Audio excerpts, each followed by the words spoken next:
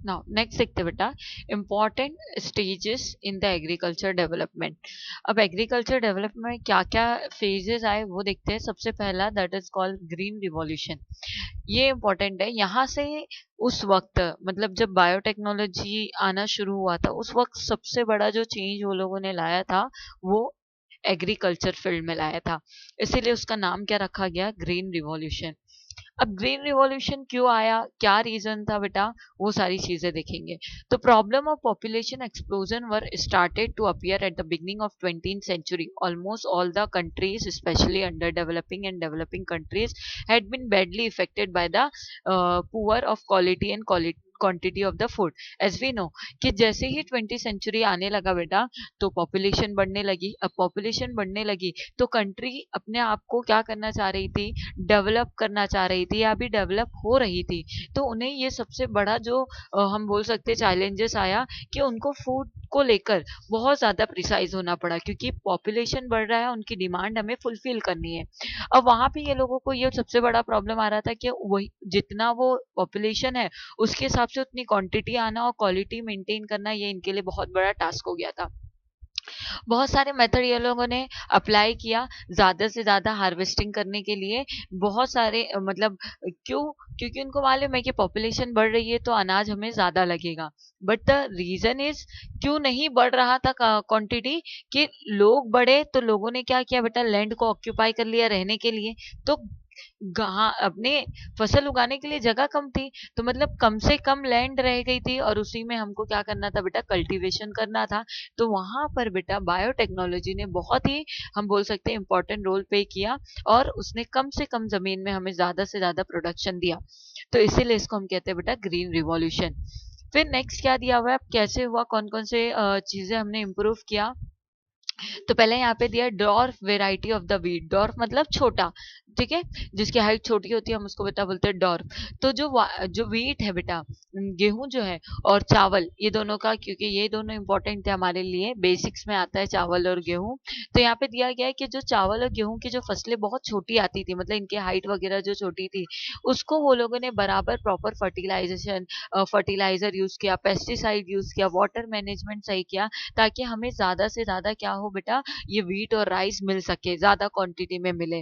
And thereby the large number of population has been serve save from the hunger. जिससे हम क्या कर सकेंगे, ज्यादा से ज्यादा लोगों को बेटा भूख मरी से बचा सकेंगे। अब ये किया किसने बेटा, ये दो साइंटिस्ट है, डॉक्टर नॉर्मन बोरलॉन्ग यूएस के थे और दूसरे थे doctor M S Swaminathan Indian के थे। ये दोनों ने बहुत ही इंपॉर्टेंट वैल्यूएबल रोल प्ले किया ग्रीन रिवॉल्यूशन में, लोगों की मदद की, टेक्नोलॉजी में भी ये बहुत आ गया है। अब नेक्स्ट उसके बाद बहुत सारे इंस्टीट्यूट बेटा खोले गए ये टेक्नोलॉजी के लिए। Various institute and the laboratory are engage in the development of new variety of various crop through the research. आज अभी देखो, मैंने तुम लोगों को पढ़ाया था स्टार्टिंग में, क्रॉप प्रोडक्शन में बेटा कितने सारे हाइब्रिड सीड हो गए, हाइब्रिड प्लांट हो गए। तो ये सब कैसे पॉसिबल हुआ, due to the new research institute बनाए, लेबोरेटरी बनाए, लोगों ने एक्सपेरिमेंट किया, then we come to know कि हाँ इतनी सारी वेराइटी है। एग्जाम्पल के लिए इंडिया एग्रीकल्चर रिसर्च इंस्टीट्यूट, जिसको हम लोग IAR के नाम से जानते हैं बेटा, new Delhi national citrus research institute Nagpur and the allied branches Indian institute of the science national pomegranate, then research institute in the Solapur. ये सारे इंस्टीट्यूट के नाम यहाँ पे दिए हुए हैं कि कुछ इंस्टीट्यूट सोलापुर में है, कुछ इंस्टीट्यूट दिल्ली में है, इंडिया में, इंडिया के अलग अलग कॉर्नर में क्या किए गए हैं, ये इंस्टीट्यूट बनाए गए हैं हमारे वेलफेयर के लिए। नेक्स्ट अब आगे चलेंगे बेटा, that is called white revolution. White revolution मतलब मिल्क रिलेटेड, जो भी हमने चेंजेस लाया। तो यहाँ पे इंडिया में क्या है बेटा, इंडिया मिल्क में बहुत रिच है, हमारे पास मिल्क प्रोडक्शन बहुत अच्छा होता है, इसीलिए हमारे पास मिल्क के प्रोडक्ट भी बहुत ज्यादा बनते हैं, क्योंकि हमें उसको प्रिजर्व करना हमारे लिए बहुत बड़ा टास्क हो जाता है। तो we are the India were rich in the milk and milk product, however those product were not sufficient to meet the needs of the far flung region. Far flung मतलब दूर दराज के लोग जो बहुत दूर दूर में रहते हैं, गाँव वगैरह में। अब देखो यहाँ पे वो बोल भी रहा है कि हमारा जो इंडिया है वो मिल्क प्रोडक्शन में बहुत आगे है, लेकिन जो दूर के इलाके हैं, जो बहुत मतलब पिछले ये है, वो लोगों को ये क्या नहीं हो रहा है बेटा, ये इनका जो प्रोडक्ट है वो पहुंच नहीं पा रहा है, मतलब दूध वगैरह उनको मिल नहीं रहा है। Doctor Verghese Kurien prove through the cooperative movement and use the biotechnology that the dairy cannot be allied but it will be a mainstream business. यहाँ पे ये जो इन्होंने ये जो साइंटिस्ट है उन्होंने ये बात बताया कि हम बायोटेक्नोलॉजी को यूज करके बेटा हम क्या कर सकते हैं, एक मेन स्ट्रीम बिजनेस कर सकते हैं, ना कि लोगों के साथ मिलकर एक ग्रुप बनाकर हमें बिजनेस करने की जरूरत पड़ेगी, नहीं, हम अकेले एक बिजनेस खड़ा कर सकते हैं। He put the cooperative dairy movement of the Anand, जिसमें सबसे फेमस जो आज हमारे आज के बहुत टाइम पहले से ही फेमस है आनंद है, जो गुजरात में सबसे हाई स्टेटस पे है। अभी तो अमूल भी है, बहुत सारे अभी डेयरी प्रोडक्ट आ गए, बट जो शुरू में सबसे पहले आया था वो आनंद था, जो गुजरात से स्टार्ट हुआ था। While achieving the self-sufficient in the dairy business, various experiments were performed for the quality control, newer dairy product and their preservation. Why the people from the all over the world are again preferring the local wild variety. अब यहाँ पे क्या दिया है बेटा, जब ये business किया गया बायोटेक्नोलॉजी को यूज करके मिल्क के प्रोडक्ट बनाए गए और बिजनेस आगे चलने लगा, लोगों की डिमांड को फुलफिल करने लगे, तो ऐसा नहीं है कि इनका मन किया तो दूध उठाया, दूध का कोई भी प्रोडक्ट बना दिया, मार्केट में बेच दिया, नहीं बेटा।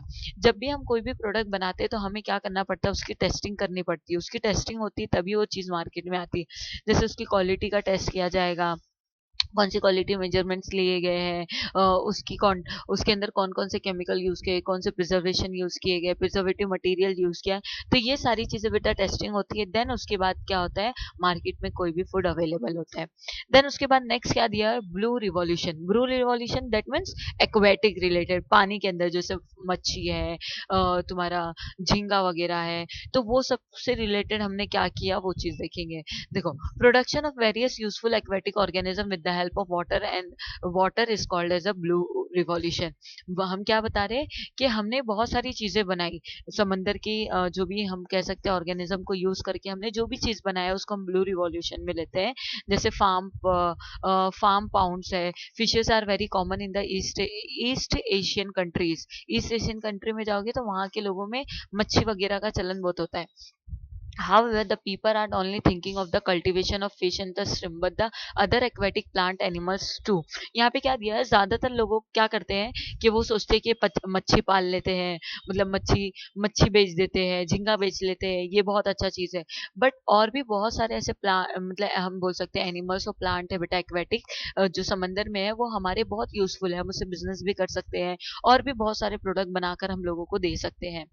Government of India has vowed to increase the production by the encouraging the people for the pisciculture by the launching the program Nil Kranti Mission 2016 NKM16। 50 to 100% subsidy are offered in this case. यहाँ पे क्या दिया गया, जब government ने देखा कि लोग तो खाली मच्छी और फिश के मतलब मच्छी और झींगे की ही तरफ जा रहे हैं, बाकी किसी चीज को, तो गवर्नमेंट ने कसम लिया, वो लिया मतलब कसम लिया उसने, क्या कसम लिया कि हम क्या करेंगे, ये जो भी ब्लू रिवॉल्यूशन है, मतलब जो भी हमारा एक्वेटिक एनिमल्स है या प्लांट है उसकी प्रोडक्टिविटी हम इंक्रीज करेंगे। उन्होंने एक प्रोग्राम लॉन्च किया, उस प्रोग्राम का नाम था नील क्रांति मिशन, 2016 में लॉन्च हुआ था, और इसमें ये बोला गया था कि 50 से 100% चांसेस है लोगों को सब्सिडी मिलने के, ताकि लोग इससे मोटिवेट हो और लोग बिजनेस करें, काम करें। Marine and the fresh water fishery is possible on the large scale. और अभी जो चल रहा है वो मरीन और फ्रेश वाटर की फिशेस हम यूज करते हैं, उनको बेचते हैं, उनसे बिजनेस करते हैं। फ्रेश वाटर फिशेस लाइक कौन कौन से, रोहू है, कैटल्स है, और अदर भी बहुत सारे फिश प्रोडक्ट है, जैसे जिसमें हम लोग आता है श्रिम्प, झींगा जिसको हम बोलते हैं, lobsters are being cultured on the large scale. आज इनको हम बहुत लार्ज पैमाने पे, हम बोल सकते हैं लार्ज क्वांटिटी में हम इसका प्रोडक्शन करते हैं। Next, fertiliser. फर्टिलाइजर दो टाइप के फर्टिलाइजर है जो एग्रीकल्चर में हम यूज करते हैं। पहला तो बेटा ऑर्गेनिक है जो नेचुरल होता है, और दूसरा बेटा होता है केमिकल फर्टिलाइजर। अब देखो, water holding capacity of the soil improve the soil conservation due to the use of manure. अब यहाँ पे क्या दिया हुआ है, देखो, जो सॉइल होता है ना बेटा, उसकी मतलब हम बोल सकते हैं उसका एक फंक्शन होता है कि जो भी हम वाटर डालते हैं वो ड्रेन नहीं करता है, वो वाटर को क्या करता है, एब्जॉर्व करके रखता है। तो ये किस पे डिपेंड करता है, जो वो जहाँ पे भी हम फसल को उगा रहे हैं उसका जो टॉप मोस्ट लेयर होता है ना बेटा, जिसको हम बोलते हैं मिट्टी है, ये जो हम उसको साइंटिफिक लैंग्वेज में ह्यूमस बोलते हैं। तो ये अगर इसके ऊपर बेटा पानी एब्जॉर्ब कर रहा है, इसकी कैपेसिटी अच्छी है, तो वो उसके अंदर अगर तुम कुछ भी ग्रो करोगे तो उसकी प्रोडक्टिविटी अच्छी आएगी। लेकिन अगर इसकी वाटर एब्जॉर्बिविटी अच्छी नहीं है तो ये इसका कंजर्वेशन करना, इसको बचा कर रखना मिट्टी को बहुत ही मुश्किल होता है। नेक्स्ट ऊपर उसके बाद क्या दिया हुआ है कि जो खाद है बेटा, जो खाद किसान लोग यूज करते हैं, तो वो क्या करते हैं नॉर्मली, जो तुम्हारा सॉइल होता है उसके ऊपर वाले लेयर में ये डाल देते हैं। तो यहाँ पे देखो दिया हुआ है, upper layer of the soil essential in the agriculture to form due to the humus formation. यहाँ पे क्या दिया हुआ है कि अगर हमें कुछ भी उगाना है, मतलब कोई भी चीज कल्टीवेशन करना है, तो हमें सबसे पहला क्या करते हैं, जो भी हमारे पास फर्टिलाइजर होता है, तो हम क्या करते हैं उसको टॉप मोस्ट सॉइल के अंदर, मतलब जो सबसे ऊपर सॉइल होती है उसके अंदर हम वो खाद डाल देते हैं। ठीक है। अब उससे क्या होगा बेटा, जितना ज्यादा अगर सॉइल अच्छा है और उसमें खाद आपने डाला है, फर्टिलाइजर डाला है, तो आपका ही फायदा होगा, क्रॉप प्रोडक्शन अच्छा होगा। Various essential element like potassium है, फास्फोरस है, नाइट्रोजन है, अवेलेबल होता है टू क्रॉप अर्थवॉर्म फंगी। जैसे देखो मिट्टी है, तो मिट्टी के अंदर जरूरी नहीं है सिर्फ खाद ही रहेगा, उसके अंदर बहुत सारे एलिमेंट भी रहते हैं, बहुत सारे अर्थवॉर्म फंगी भी रहती है, जो उस मिट्टी को, वो सॉइल को न्यूट्रिएंट प्रोवाइड करते हैं। जब प्लांट ग्रो होता है तो उसको ये सारे न्यूट्रिएंट मिलते हैं। In the soilless farming that is hydroponic liquid chemical fertiliser are use. अब जैसे यहाँ पे एग्जांपल के लिए दिया हुआ है कि अगर सपोज करो तुम्हारे पास जो मिट्टी है बेटा, वो मिट्टी कम हो गई है ड्यू टू कोई रीजन से ड्रेन हो गई है, वॉश आउट हो गई है, तो उस केस में क्या करते हैं ये फार्मर्स, केमिकल यूज करते हैं, केमिकल फर्टिलाइजर यूज करते हैं अपने प्लांट को ग्रो करने के लिए। However there are more harmful effect of the liberal use of chemical fertiliser. ये यूज तो कर लेते बेटा, लेकिन उसका बहुत ज्यादा साइड इफेक्ट देखने को मिलता है, जिसका सबसे पहला नुकसान ये होता है, जो सॉइल की बेटा बची कुची फर्टिलिटी होती है प्लांट को ग्रो करने की, क्रॉप कल्टीवेशन की, वो खत्म हो जाती है। नेक्स्ट देखते हैं इंसेक्टिसाइड। इंसेक्टिसाइड में क्या दिया हुआ है देखो, दो the natural immunity of the plant can prevent the infection, use of the insecticide is not under the control irrespective of the natural friend of the farmer like the frog, insectivorous bird, fish are used in the large scale for the increase in the yield। अब यहाँ पे देखो दिया हुआ है कि हम क्या करते हैं, जब भी फार्मर बेटा प्लांट उगाते हैं या कोई भी कल्टीवेशन क्रॉप करते हैं, कोई भी क्रॉप डालते हैं, वो खेती वगैरह करते हैं, तो जब खेती बढ़ने लगती है तो वो लोग क्या करते हैं, पीस रेजिस्टेंस दवाएं लेकर आते हैं और वो छिड़क देते हैं अपने खेतों पे। द रीजन इज कि उनको कोई कीड़े मकोड़े ना खाए, कोई पीस इन्फेक्ट ना कर दे, जिससे उनका पूरा पूरा जो खेती है वो बर्बाद हो जाए। तो ये क्या होता है बेटा, इसके साइड इफेक्ट होते हैं। जब हम ये chemical fertiliser sorry chemical insecticide use करेंगे, तो हमें क्या होगा, जो हमारा प्लांट है, सबसे पहला हमने जिस भी उसको प्लांट में डाला है, अगर सपोज करो हम लोगों ने कोई भी खेती की है, जैसे हम बोल सकते हैं कांदे की हम खेती कर रहे हैं, अब वो कांदा बढ़ते जा रहा है, अब ये फार्मर क्या करते हैं, इंसेक्टिसाइड डाल देते हैं, अब वो केमिकल लाकर उन्होंने डाल दिए, अब वो कांदे पे भी रहेगा बेटा, फिर बाद में तुम उसको पकाओगे, तुम्हारे खाने में जाएगा, फूड वेब में आएगा, देन तुम फूड वेब में आएगा, तुम खाओगे, फिर तुम्हारी बॉडी में जाएगा। तो इस तरीके से बेटा ये क्या होगा, टॉक्सिक जहर फैलता ही रहेगा। मतलब इंसानों के लिए तो नुकसानदायक है ये, प्लस जहाँ इसको गिराया जा रहा है वो सॉइल भी बर्बाद होगी, वो सॉइल की फर्टिलिटी भी कम होगी, तो ये सारे प्रॉब्लम्स अराइज होंगे। तो इसीलिए यहाँ पे दिया हुआ है कि हम क्या कर सकते हैं, मतलब हम बहुत सारे इंसेक्टिसाइड यूज करने की जगह, जैसे फ्रॉग है, इंसेक्ट है, छोटे मोटे कीड़े, हम उसको खेत में छोड़ सकते हैं। ये फ्रॉग वगैरह क्या करेंगे, जो भी कीड़े मकोड़े हैं उनको खा जाएंगे, तो जिससे हमारा अनाज जो है वो बचा रहेगा। अब यहाँ पे ना तुमको दिया हुआ है बेटा कुछ एग्जाम्पल दिए इंसेक्टिसाइड के, तो वो तुम्हें याद रखना, जैसे डीडीटी है, मेलेथिनाइन है, क्लो क्लोरो क्लोरोफायरोस है, ये तीन तुमको क्या दिए इंसेक्टिसाइड है, जिसका इफेक्ट बहुत बेकार है। मतलब इसका हम बोल सकते हैं इतना साइड इफेक्ट होता है कि खाओ तो तुम्हारे अगर फूड वेब में जाएगा तो भी तुम्हें प्रॉब्लम है, अगर वाटर वगैरह में ड्रेन होकर चला गया, मिट्टी के साथ ड्रेन होकर समंदर में चला गया, तो एक्वेटिक एनिमल्स को भी नुकसानदा है। नेक्स्ट ऑर्गेनिक फार्मिंग, आज तो बहुत ज्यादा ये हम बोल सकते हैं टॉप मोस्ट पे चल रही है ऑर्गेनिक फार्मिंग। हम क्या करते हैं ना बेटा, नॉर्मली ऑर्गेनिक फार्मिंग जो है उसमें जो भी हमारे पास सराउंडिंग में चीजें अवेलेबल होती है, हम उसी से फार्मिंग करने की कोशिश करते हैं, और इसकी डिमांड आज तो बहुत बढ़ती जा रही है। अब इसमें होता है क्या बेटा, इसके अंदर ना केमिकल फर्टिलाइजर और जो पीस्ट होती है वो नॉर्मली नहीं यूज करते हम। मतलब पहले जो लोग यूज करते थे वो केमिकल फर्टिलाइजर, पेस्टिसाइड बहुत लार्ज स्केल पर यूज करते थे, अब जिसका प्रॉब्लम क्या होता था बेटा, ये पॉइजन है, ये पॉइजन ह्यूमन बॉडी में जाएगा, उसके खाने में जाएगा, उसके पानी में जाएगा, जिसकी वजह से इन्वायरमेंट भी इफेक्ट होगा, प्लस वो इंसान का भी नुकसान होगा। तो ये सारे प्रॉब्लम्स को देखते हुए फिर एक और प्रॉब्लम आई थी, सॉइल फर्टिलिटी खत्म हो रही थी बेटा, उसकी फर्टिलिटी खत्म होगी तो वो क्रॉप प्रोडक्शन कैसे करेगा। तो ये सारे रीजन देखने के बाद ये लोगों ने एक कंक्लूजन पे आया कि हमें इस सारे प्रॉब्लम्स का ओवरकम करना पड़ेगा, हमें कुछ ना कुछ सोल्यूशन निकालना निकालना पड़ेगा। तो ये लोगों ने बेटा ऑर्गेनिक फार्मिंग करा। ऑर्गेनिक फार्मिंग जो होता है ये कंप्लीटली बैन करता है केमिकल फर्टिलाइजर को, पेस्टिसाइड्स को, मतलब केमिकल से बनी हुई सारी चीजों को ये क्या करता है बेटा, निगलेक्ट कर देता है। इसके अंदर हम करते क्या है, बहुत सारे जैसे हम बोल सकते हैं जैसे कीड़े मकोड़े हैं और भी बहुत सारे जैसे पत्ते वगैरह सड़ जाते हैं तो उसको हम मिट्टी में डाल देते हैं और वो क्या करता है, मिट्टी के अंदर सड़ता है, डिके होता है, देन वो मिट्टी की जो तुम्हारी सॉइल है उसकी फर्टिलिटी को इंक्रीज करता है। तो by this method we are increasing the soil fertility, जो उससे क्या होगा, हमारा क्रॉप प्रोडक्शन अच्छा हो जाएगा और हमारा एनवायरनमेंट भी बैलेंस रहेगा।